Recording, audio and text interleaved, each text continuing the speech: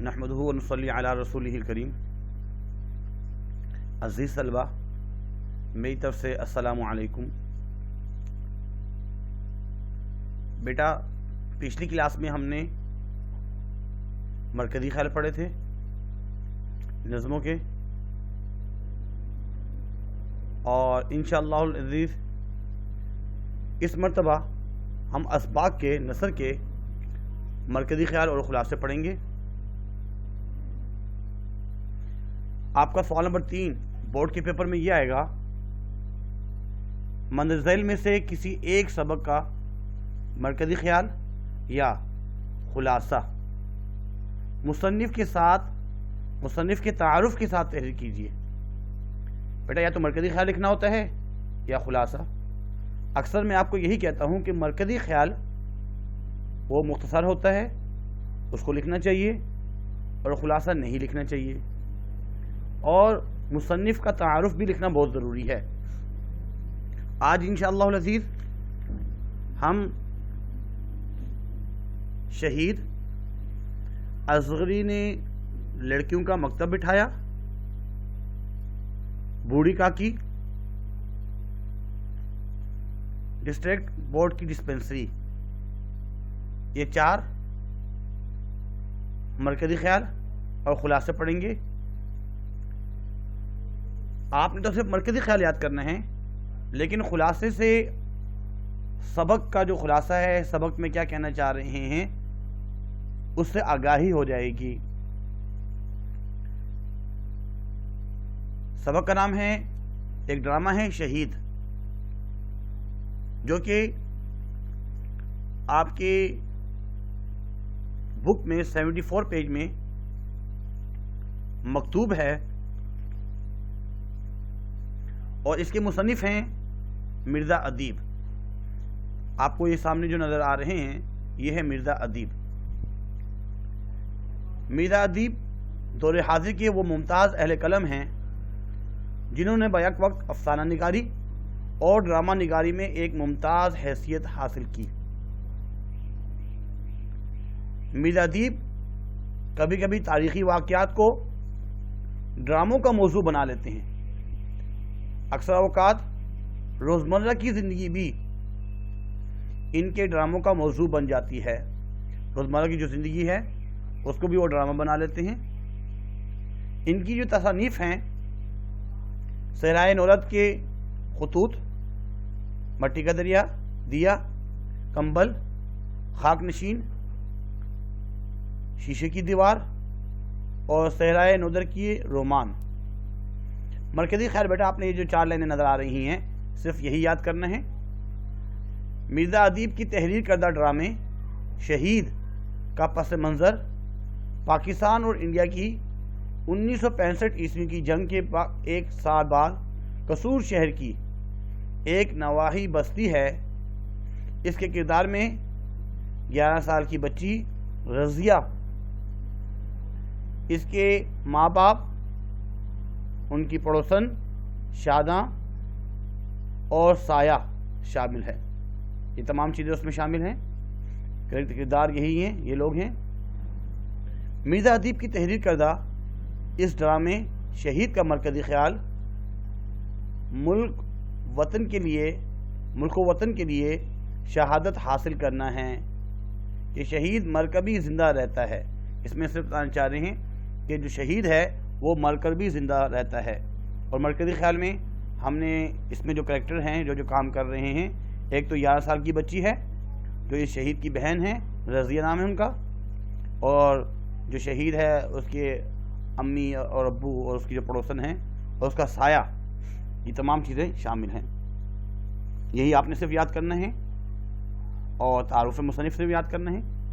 ख़ुलासा सिर्फ पढ़ लेते हैं कि इस चैप्टर में है क्या क्या कहानी है। ख़ुलासा, जावेद एक पाकिस्तानी फ़ौजी था। 1 साल कबल जावेद की सालगिरह के दिन रज़िया अपने भाई की सालगिरह मनाने का एहतमाम कर रही थी। उसने पैसे जमा करके अपने भाई के गले में डालने के लिए हार ख़रीदा था, मगर पाकिस्तान और भारत के दरमियान 1965 عیسوی کی جنگ چھڑ جانے کی باعث جاوید کو ڈیوٹی پر بلا لیا جاتا ہے۔ جاتے ہوئے اپنی بہن سے کہہ کر جاتا ہے کہ وہ واپس آ کر ہار پہن لے گا، مگر وہ جنگ میں شہید ہو جاتا ہے۔ اس کے ایک سال بعد 6 سپٹمبر 1966 کے دن رضیہ کو اپنے بھائی جاوید کی شدت سے یاد آتی ہے، جو اپنی سالگرہ کے دن شہید ہو گیا تھا۔ رضیہ روتی ہے اور اس کے ماں باپ اس کو تسلی دیتے ہیں کہ اتنے میں ان کی پڑوسن شاداں آ جاتی ہے۔ رضیہ کی ماں شاداں سے جاوید کی باتیں کر رہی ہوتی ہے کہ رضیہ کو ایک سایہ نظر آتا ہے۔ وہ اس کا بھائی جان کہہ کر مخاطب کرتی ہے اور پوچھتی ہے، آپ کہاں تھے؟ کہاں چلے گئے تھے؟ وہ کہتا ہے، میں تمہارے آس پاس تھا، تم اپنا ہار اب میرے گلے میں ڈال سکتی ہو۔ رضیہ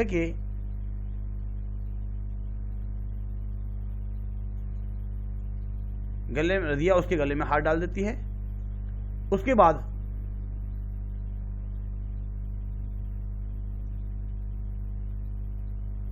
جاوید چلا جاتا ہے اور رضیہ اس کو پکارتی رہ جاتی ہے۔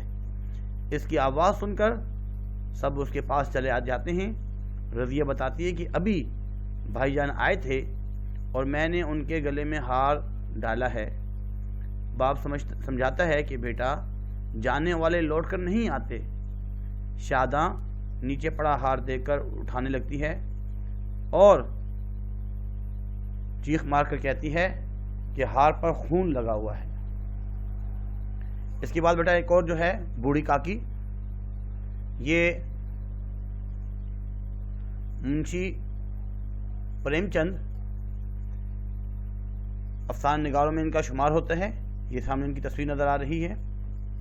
آپ بنارس کے گاؤں میں پیدا ہوئے اور 1901 میں ادبی زندگی کا آغاز کیا اور رسالہ زمانے میں مضامین لکھے، پھر افسانہ نگاری اور ناول نگاری کی طرف توجہ دی۔ آپ کا طرز تحریر سادہ اور منفرد انداز کا تھا۔ آپ نے نئے نئے موضوعات پر قلم اٹھایا۔ آپ نے غریبوں کے حالات و واقعات کو اپنے افسانوں اور ناولوں کا موضوع بنایا۔ بیٹا یہ تو ان کا مصنف کا تعارف ہے، اس کو بھی آپ نے یاد کرنا ہے بیٹا۔ اس کے بعد ان کی تصانیف کون کون سی ہیں، کون کون سی کتابیں انہوں نے لکھی ہیں؟ سوز وطن، میدان عمل، واردات، بیوہ، بازار حسن۔ مرکزی خیال،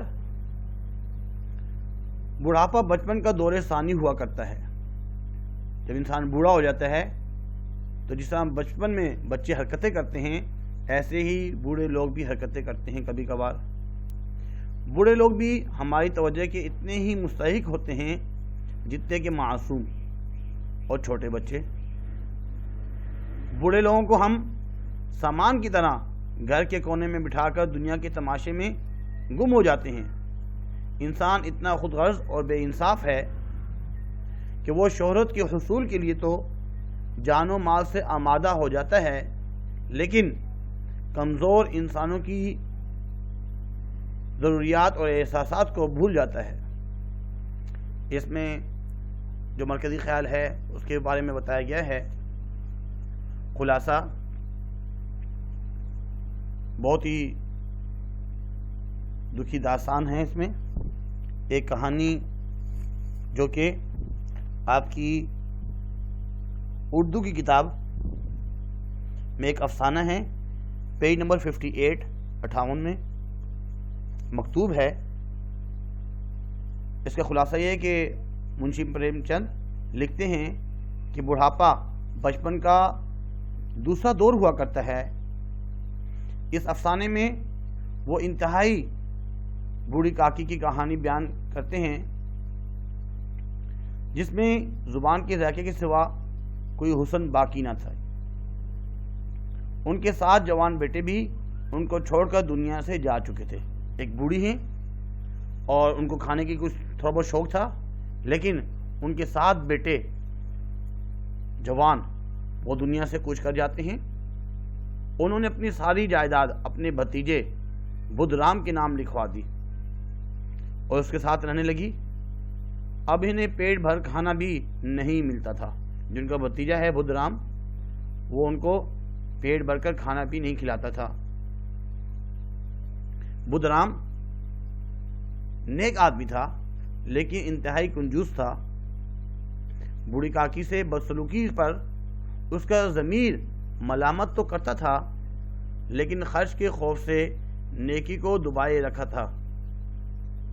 ان کی بیوی روپا، ان کا روپا نام ہے، مزاج کی تیز مگر ایشور سے ڈرتی تھی، جبکہ بدھ رام کی چھوٹی بیٹی تھی لاڈلی، اس کا نام تھا لاڈلی۔ وہ اپنے حصے کی چیزیں کاکی کے پاس بیٹھ کر کھایا کرتی تھی۔ یہ بوڑھی کاکی ہے، کاکی ان کے پاس بیٹھ کر کھایا کرتی تھی وہ چھوٹی بچی لاڈلی۔ بدھ رام کے گھر میں بیٹے کی تل کی خوشی منائی جا رہی تھی۔ بڑی تعداد میں مہمان، مرد، خواتین اور بچے گھر میں آئے ہوئے تھے، جن کے لیے قسم قسم کے کھانے بنائے جا رہے تھے۔ پوڑیوں کی لذیذ خوشبو نے بوڑھی کاکی کی بھوک بڑھا دی تھی۔ وہ کوٹھی سے رینگتے ہوئے کڑاہ کے پاس جا بیٹھی جس میں پوڑیاں وغیرہ بنائی جا رہی تھی۔ روپا اکیلی مہمانوں کی خاطر مدارت کر کے تھک چکی تھی۔ اب اس نے بوڑھی کاکی کو کڑاہے کے پاس بیٹھے دیکھا تو غصے کو نہ روک سکی اور مہمانوں کا خیال کیے بغیر ان پر بس پڑی۔ شور مچانا شروع کر دیا روپا نے، اور بوڑھی کاکی کو کوٹھی میں واپس جانے کا حکم دیا اور کہا جب سب مہمان کھائیں گے تو تمہیں بھی مل جائے گا۔ بوڑھی کاکی خاموشی سے واپس اپنی جگہ پر، اپنی کوٹھی پر چلی گئی۔ لاڈلی بھولی بالی اور سنجیدہ بچی تھی، جو ان کی بدھ رام کی جو بیٹی تھی، روپا کی جو بیٹی، ان کا نام لاڈلی تھا۔ بہت ہی سنجیدہ بچی تھی، بھولی بالی تھی۔ وہ بوڑھی کاکی سے بہت محبت کرتی تھی اور اس کو اس بات کا دکھ تھا کہ لوگ کاکی کو پوڑیاں مہمانوں کے لیے کہ کھانے سے پہلے کیوں نہیں دیتے، کہ بھئی میری امی اگر مہمانوں سے پہلے پوریاں جو ہے اگر بوڑھی کاکی کو دے دے تو اس میں کیا حرج ہے۔ اس کو اس پر بہت دکھ تھا۔ وہ اپنی ماں کے ڈر سے بوڑھی کاکی کے پاس نہ جا سکی، تاہم اس نے اپنی پوریاں کھانے کے بجائے گڑیوں کے پٹاری میں رکھ دی کہ موقع ملتے ہی اپنی پوریاں کاکی کو دینا چاہتی تھی۔ رات کو جب سب سو گئے تو لاڈلی، وہ جو بچی تھی، اندھیرے میں ہی بوڑھی کاکی کے پاس جا پہنچی اور اپنی پوریاں ان کو دے دی۔ ان پوریوں نے بوڑھی کاکی کی بھوک مزید بڑھا دی اور بوڑھی کاکی لاڈلی سے کہنے لگی کہ مجھے مہمانوں کے کھانے والی جگہ پر لے چلو تاکہ میں وہاں سے ٹکڑے چن چن کر کھا سکوں۔ اس وقت روپا کی آنکھ کھلی تو وہ لاڈلی کو تلاش کرتے ہوئے اس جگہ پر پہنچی جہاں کاکی جھوٹے پتالوں سے ٹکڑے اٹھا کر کھا رہی تھی۔ روپا کو شدید صدمہ پہنچا اور وہ اپنی بے رحمی اور خود غرضی پر بہت شرمندہ ہوئی اور باورچی خانے سے جا کر کھانے کے تھال میں کھانا لا کر بوڑھی کاکی کے سامنے رکھ دیا اور اس سے معافی مانگی اور کہنے لگی، ایشور سے میرے لیے معافی مانگنا۔ کھانے کا تھال دیکھ کر کاکی بہت خوش ہوئی اور وہ معصوم بچوں کی طرح کھانے میں مصروف ہو گئیں۔ وہ اس کے روئے روئے سے سچی دعائیں نکل رہی تھیں۔ بیٹا یہ کہانی تھی بوڑھی کاکی کی۔ تو امید ہے کہ یہ کہانی آپ کو سمجھ میں آ چکی ہوگی. تو ہماری کوشش یہ ہوتی ہے کہ ایک پیریڈ کو 2 میں کنورٹ کر دی جائے تاکہ آپ کو زیادہ فائدہ ہو.